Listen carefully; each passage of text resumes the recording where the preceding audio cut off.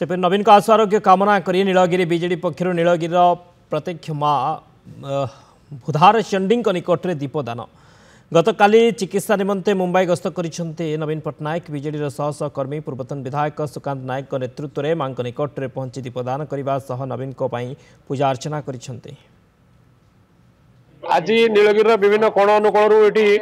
शह शह लोक आज छुट्टी आमर प्रिय नेता आशु आरोग्य कामना करने माँ निकट में पूजा अर्चना आज सकाल आरंभ हो जाए। आम आशा करूँ निश्चित भाव में श्रीजुक्त नवीन पट्टनायक महोदय अति शीघ्र सुस्थ हो आसवे एवं ओडिशावासी को निरंतर सेवा जोगाइबे। पूर्वतन नीलगिरी विधायक श्रीजुक्त सुकांत कुमार नायक नेतृत्व में आम ये आसी समस्ते आज चंडी माँ निकट में प्रार्थना कलु आशु आरोग्य कामना कलु एवं से शीघ्र सुस्थ हो फेरी आसतु एवं ओडिशा को पुणी थे जो काम करी जो मंगल काम करी समस्ते लोक जो कांदुचंती आज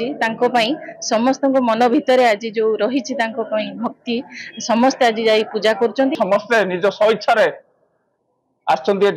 आशु आरोग्य कामना करने समस्ते दीप जालन कले समस्ते पूजा अर्चना कले जाऊ ओडिशा एक सुसुंदर हो विकसित हो एवं समस्त मन में आवेग अच्छी से निश्चित सुस्थ हो आसवे पुणी 2029 ओडिशा देखिबो स्वप्न विकसित स्वप्न।